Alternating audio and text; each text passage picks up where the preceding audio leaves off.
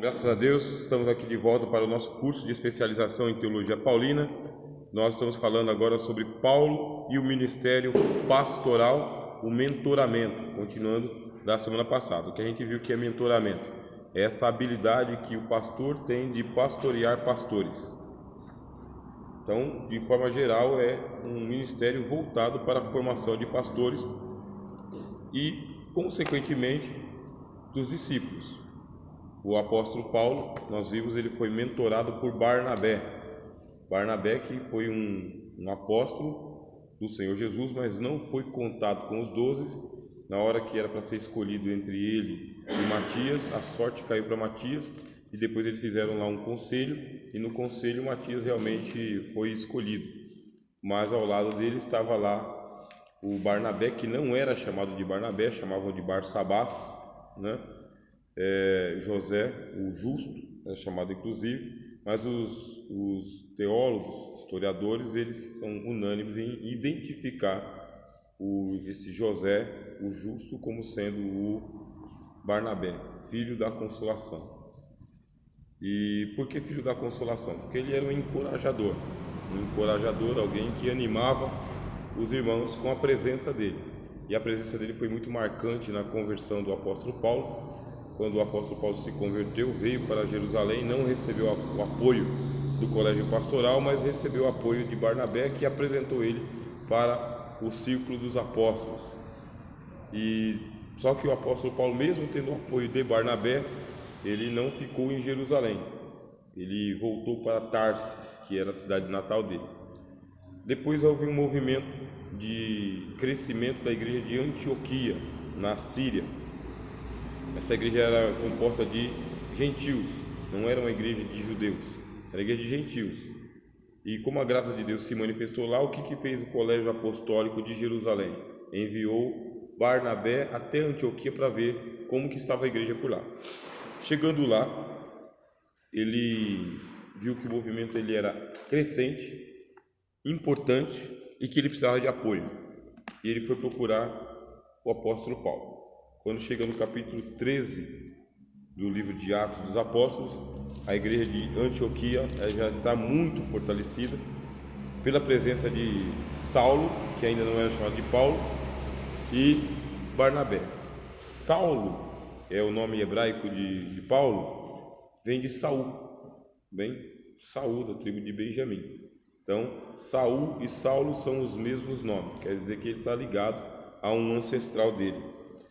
Quando chega lá no capítulo 13 de Atos, a Bíblia diz: na igreja que estava em Antioquia haviam alguns profetas e doutores, a saber, Barnabé, você vê que o primeiro nome da lista é o expoente de quem era Barnabé.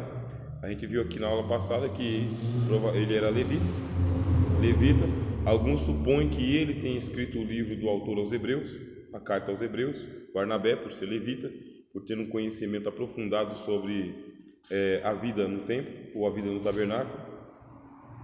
Também porque ele era natural de Chipre, um levita natural de Chipre, andou com o apóstolo Paulo, tinha um bom conhecimento do grego também, por isso que ele foi enviado para a igreja de Antioquia, porque ele era um helênico de espírito. A gente viu aqui que é possível que ele tenha sido, de acordo com os pais da igreja, os primeiros escritores, é provável que ele tenha sido aquele jovem rico. Se era um jovem rico, então ele tinha possibilidade de conhecer muitas línguas e ter uma ampla cultura. Alguns supõem que ele escreveu a carta do autor aos Hebreus. Então é o primeiro nome que aparece. Barnabé, Simão, chamado Níger. Esse Simão chamado Níger aqui provavelmente é o Simão de Cirene, aquele que carregou a cruz com o Senhor. O Cirineu, Manaém, que fora criado com Herodes, o tetrarca, e Saulo. Aí Saulo é o último da lista. É o último. Isso aqui é uma estilística de Lucas. Lucas que está escrevendo o livro de Atos. Então ele tem uma estilística. Ele coloca o Saulo por último, para depois ele mostrar que o Saulo passou a ser a personagem principal da segunda parte do livro de Atos. É uma estratégia dele. Aquele que chegou por último acaba sendo um dos primeiros. E, servindo eles ao Senhor e jejuando, disse o Espírito Santo: apartai-me a Barnabé, primeiro, e a Saulo, segundo, para a obra que os tenho chamado. E eles são contados entre profetas e os doutores. Barnabé mentorou bastante o apóstolo Paulo, e ele tinha lá um sobrinho, que é o João Marcos. Então Barnabé também vai mentorar o João Marcos, vai levar ele na comitiva, na comissão missionária, na primeira. Esse João Marcos é o que escreveu o Evangelho de Marcos. Escreveu o Evangelho de Marcos, que não é dele, Marcos, né? Seria o Evangelho de Pedro, porque Marcos ele acabou ficando na igreja de Jerusalém, colou em Pedro. Alguns dizem que esse Marcos ele é aquele jovem que estava lá no dia que Jesus foi preso, e aí os guardas vieram pegar ele pegou, largou a roupa e pé no mundo. Esse é o Marcos. Então foi a primeira fuga dele. Então é um camarada que ele fala o seguinte: eu quero servir, mas quero servir livre, nada de servir preso. Então ele fugiu e depois ele ficou colado com Pedro. Aquilo que o apóstolo Pedro pregava, ele transformou em evangelho. Então o evangelho de Marcos foi escrito por Marcos, mas é o evangelho de Pedro. Quem ditou, quem ensinou, quem falou foi Pedro. Ele ficou na igreja de Jerusalém. Na primeira viagem missionária ele participou, mas depois da primeira perseguição que aconteceu, João Marcos ele resolveu voltar. Era a personalidade dele. Então, negócio de ir, sabe, apanhar, e voltou. Quando ele voltou, ele decepcionou Paulo porque o Espírito Santo havia dito, né, separai-me a Barnabé e a Saulo. E eles levaram o João Marcos. Então era só os dois. Ele levou um a mais. Aquele que foi a mais voltou. E por causa disso aí, futuramente vai acontecer uma ruptura entre Paulo e Barnabé, porque da segunda viagem missionária o apóstolo Paulo agora já não é mais comissionado pelo Espírito Santo. Então, o Espírito Santo não manda o apóstolo Paulo fazer a segunda viagem missionária. Não manda. É ele que entende que passou um tempo em Antioquia, estava tudo em ordem, e ele deveria passar fortalecendo as igrejas que eles já haviam plantado. Essa era a ideia. Então ele entrou num acordo com Barnabé, levantaram o dinheiro e vão.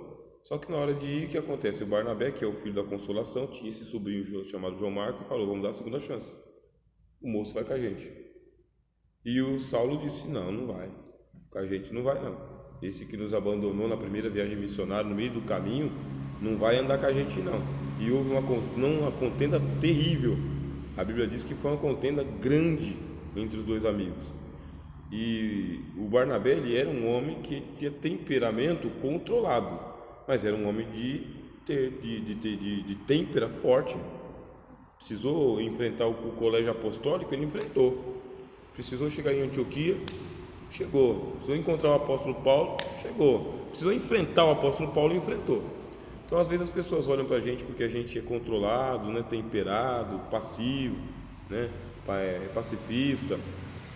As pessoas nos confundem, pensam que a gente é fraco.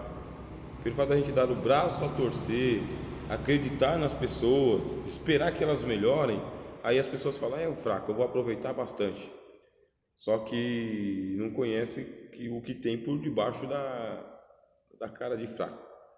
Não conhece a pessoa que a gente realmente é, fortalecido. Então vai chegar aquela hora que ele teve que usar a autoridade que ele tinha, escolhido pelo Senhor também, a experiência dele, e aí a Bíblia diz que os dois se separaram.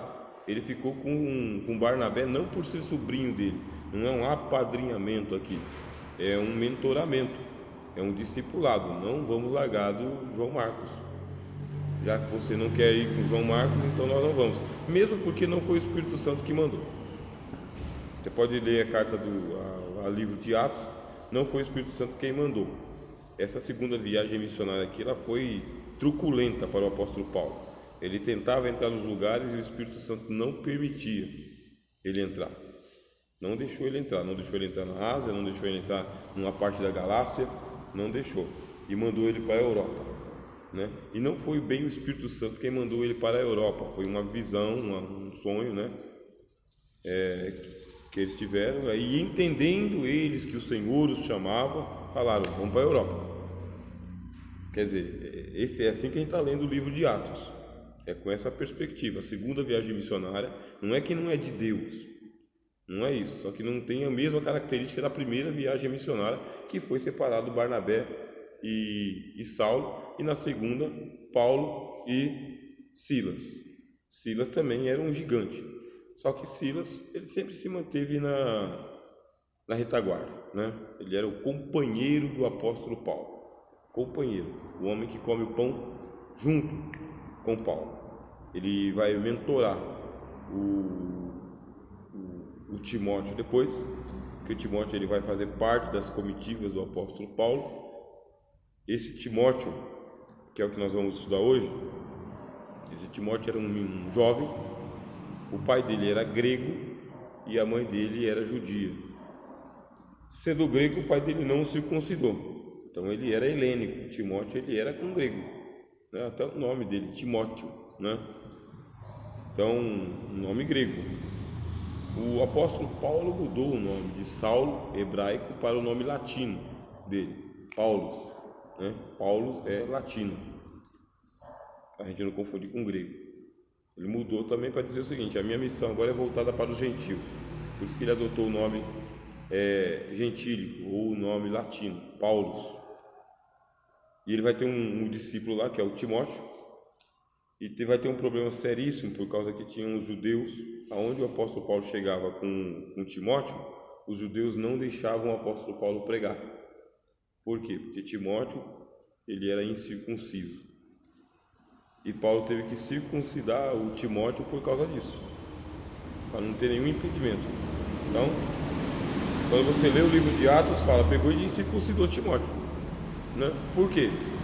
Para que não houvesse nenhum impedimento para a obra missionária. Você vê como que é a personalidade de Paulo. O camarada chegou, se converteu ao evangelho, pregou o evangelho em Damasco, apanhou, quase morreu, foi para Jerusalém, foi rejeitado, não achou espaço, saiu, foi para Tarso. Quando chegou em Tarso, demorou um tempão, foi encontrado por Barnabé, chegou em Antioquia, começou a ensinar o pessoal lá, organizou a igreja, fez a primeira viagem missionária, apanhou, sofreu, voltou para a segunda viagem missionária, brigou com Barnabé, seguiu mesmo brigado com Barnabé, foi até as últimas consequências, apanhou em Filipe, fundou um monte de igreja lá, e quando ele encontra um rapazinho, ele fala, você está dando impedimento para a obra, o que a gente vai fazer? Vamos cortar você. Como cortar você? Foi lá e fez a cirurgia nele, fez a circuncisão nele. E não é a primeira vez que o apóstolo Paulo cedia aos regramentos do judaísmo, porque circuncisão, que é uma das brigas que a gente vai estudar aqui sobre o apóstolo Paulo, briga teológica dele. Circuncisão e raspar a cabeça, aquele voto que ele fez de rapar a cabeça, e ele foi lá em Jerusalém pagar o voto dele, são costumes judaicos, é coisa do judaísmo. E o apóstolo Paulo ele tinha que fazer esse desgrudamento, né, de placenta que eu falei para vocês, né? Tinha que tirar o cristianismo do judaísmo, tinha que descolar. Mas de vez em quando ele fazia algumas concessões para ver se ele conseguia pregar aos judeus. Ele mesmo disse, olha, eu fiz-me de tudo um pouco, para ver se de alguma forma eu consiga salvar alguns da minha nação. Ele chega a dizer na carta aos Romanos, eu tenho incessante dor do meu coração por causa daqueles que segundo a carne são meus irmãos, estão sem o Cristo, no caso. Então ele tem um apreço, porque ele tem uma compreensão que é a seguinte compreensão, tá? Já vou adiantar um pouco. Ele acredita que a conversão de Israel resultará na salvação do mundo. Então, com Israel se convertendo, o mundo é salvo no automático. Quem está impedindo a salvação do mundo? Os judeus. Enquanto o judeu não se converter, o mundo não é salvo. O judeu se converteu, o mundo é salvo no automático, por tabela. Ele diz isso na carta aos Romanos. Ele fala, se a queda de Israel trouxe salvação para o mundo, quanto mais a sua elevação. Aí ele chega a dizer o seguinte, se essa queda de Israel ela abriu ocasião para a salvação dos homens, quanto mais quando acontecer a ressurreição dos mortos. Então o que o apóstolo Paulo entende? Que a conversão de Israel é necessária para a salvação do mundo, mas o endurecimento veio em parte sobre Israel, até que a plenitude dos gentios haja chegado. O que ele entende por plenitude dos gentios? A pregação que é feita no mundo sem Israel. Isso se chama de plenitude dos gentios. Nós somos os gentios. Então, até que o evangelho seja pregado a todas as gentes sem Israel, tem um endurecimento sobre os israelitas. Esse endurecimento ele vai permanecer até o fim dessa dispensação chamada de plenitude dos gentios. É isso que o apóstolo Paulo pensa. Ele tem um rapazinho chamado Timóteo, que não é judeu, ele pratica a circuncisão só para ver se ele consegue uma abertura na hora de pregar para os judeus, que toda vez que ele ia pregar, o pessoal falou: esse é incircunciso com você. Esse incircunciso que não obedece nem à lei. Como você quer que a gente ouça se você tem um discípulo aqui que não cumpre a lei? Ele foi lá e circuncidou Timóteo. Depois ele escreve aos Gálatas dizendo: a circuncisão nada é, serve para nada. Então, algumas coisas o apóstolo Paulo fazia porque não mexia com a consciência cristã que ele tinha. Fiz-me de fraco para os fracos, fiz-me de forte para os fortes. Para aqueles que têm lei, eu agi conforme a lei. E para aqueles que não têm lei, eu não falei nada da lei. Eu fiquei com a lei de Cristo, que é a que importa. Então o apóstolo Paulo ele se adequava aos ouvintes que estavam ali para ouvi-lo, sem se importar muito com os rudimentos do mundo. Ele chama rudimentos do mundo, que vão perecer pelo uso. Você vai usando e vai acabando. O tempo vai passando, mudam-se costumes e aí não vale mais nada. Ele fala: são rudimentos do mundo. O que nós temos que ter? Nós temos que chegar à excelência do conhecimento de Cristo. A excelência desse conhecimento de Cristo não leva na bagagem os rudimentos do mundo. Que ele fala: dia santo, festas que a gente cumpre, comida que a gente ritualiza ela, sacrifícios que são feitos. Aí depois ele fala o seguinte para Timóteo: olha, o exercício corporal para pouco aproveita. Essa regra que a gente tem, com esse regime que a gente tem, sabe? Esse cuidado excessivo com o ascetismo, para nada aproveita. Mas a piedade para tudo é proveitosa. Então ser piedoso é melhor do que ser religioso. Manter a piedade diante de Deus é muito mais importante do que cumprir os ritos da maior religião que eles tinham, que era o judaísmo. Mesmo assim, ele fazia algumas concessões por causa dos judeus que estavam lá, e não era por causa para salvar Timóteo. O voto que ele fez lá em Jerusalém também, a mesma coisa, não é porque o voto, não. Ele foi lá porque ele queria pregar para os judeus. Vocês lembram lá que o pessoal estava pressionando eles no livro de Atos? Vocês podem ler o livro de Atos. O pessoal estava pressionando ele porque ele não podia pregar lá no templo enquanto ele não pagasse um voto, sabe? Deve ser uma das igrejas modernas por aí. Se você não pagar o voto, Deus não te abençoa. Aí ele fala: por isso não, é voto que vocês querem. Foi lá e pagou um voto lá para mostrar para os judeus que ele era judeu também, que ele tinha direito de falar no templo, havendo participado, de acordo com alguns historiadores, ele era participante do Sinédrio, né? Você não vai ler isso, tá bom?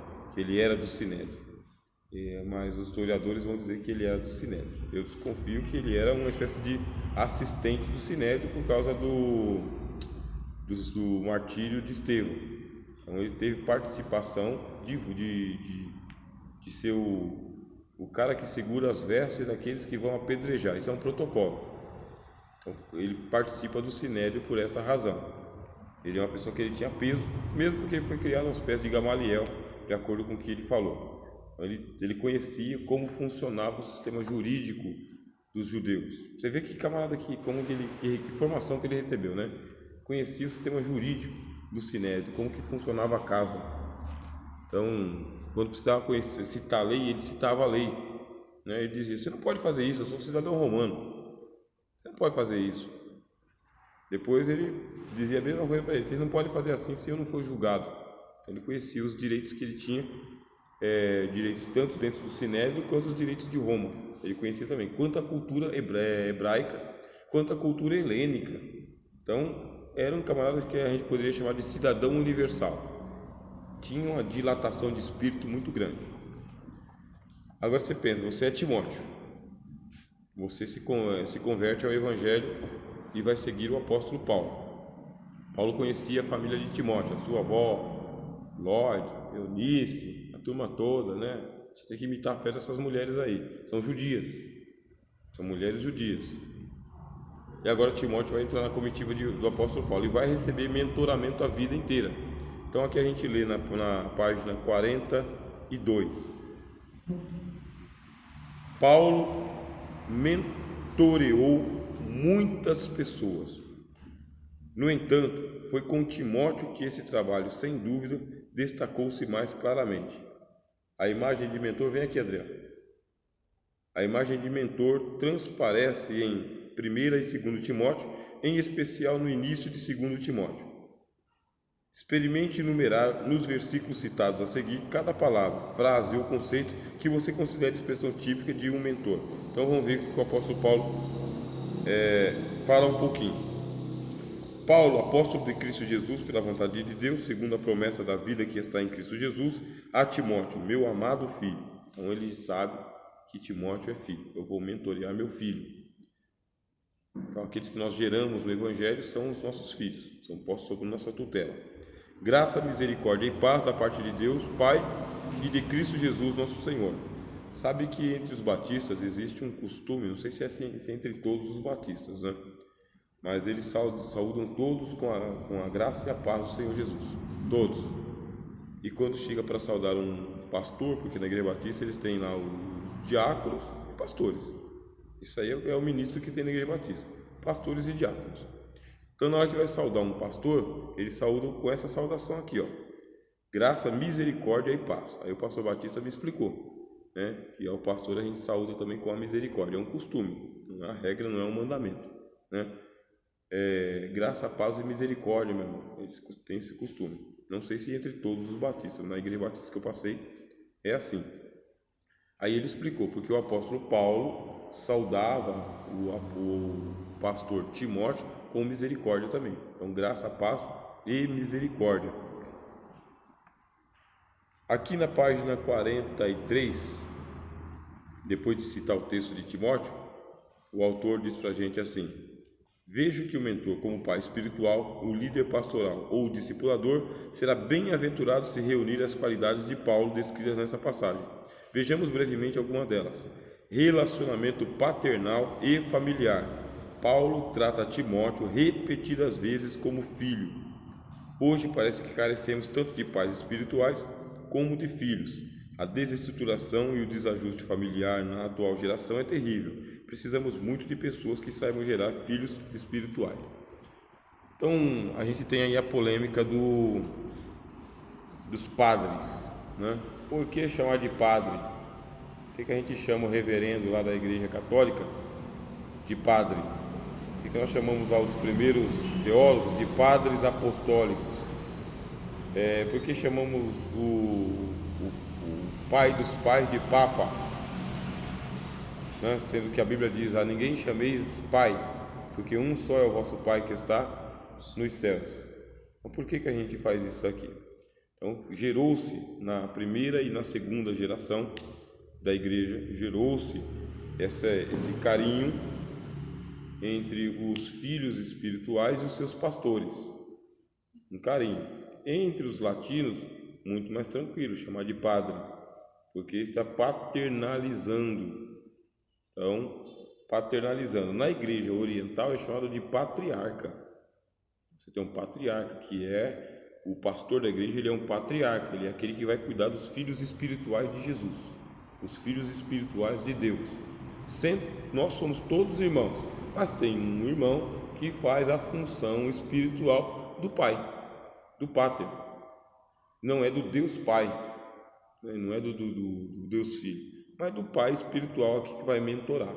Então o que faz isso aí? Faz com que se estreite o relacionamento entre os crentes, entre o líder, porque a gente tem que tomar cuidado, a gente que é dessa igreja do século 21, que tem as igrejas cult, né? O pessoal está passando muito por negócio de administração de empresas, e a gente tem que tomar cuidado por não tratar a igreja dessa maneira muito secularizada, em que a membresia da igreja é apenas a membresia como se fosse uma clientela. E aí a gente não tem relacionamento fraterno. Você vê que a carta do autor aos Hebreus fala que Jesus não se envergonha de nos chamar de irmãos. Então o Senhor Jesus nos chama de irmãos. Meu irmão, você é meu irmão. E diz o seguinte: cantarei o seu nome diante dos meus irmãos. Não se envergonhará de nós, porque nos apresenta ao Pai. Então Jesus mesmo, ele fala: quando vocês forem orar, falem assim: Pai nosso que estás nos céus. O Senhor Jesus é o nosso modelo. Ele está estreitando o relacionamento para dizer o seguinte: isso aqui é uma família, tá? Isso aqui não é uma empresa, não é um boteco, tá? Não é uma indústria. Isso aqui é uma casa, na casa de Deus, né? Casa de Deus é onde Deus mora. Então nós temos que tomar cuidado, nós que participamos dessa igreja do século 21, aonde nós temos muito relacionamento com as pessoas, que é um relacionamento muito protocolar, de protocolo. Então eu relaciono com vocês a partir da estampa, do título, da credencial, do diploma, do que aparentemente você representa, mas trazendo para o que a gente chama de teologia paulina, ele chama Timóteo de filho. Quer dizer então que o pai ou o pastor, ele vai pastorear outro pastor, adotando ele. É um afilhado, tá? É um afilhado. Fica até estranho de vez em quando a gente vê algum pastor de forma carinhosa chamar de filho ou de filha, não importa a idade da pessoa, né? Quero aconselhar vocês como meus filhos. João, o apóstolo João, pode ler a carta do apóstolo João, filhinhos. Não é porque ele é um ancião e todo mundo ali é bebezinho. É porque ele entende que ali são os filhos espirituais de Deus e que ele é o responsável. E ele trata de filho. É uma palavra que aproxima muito.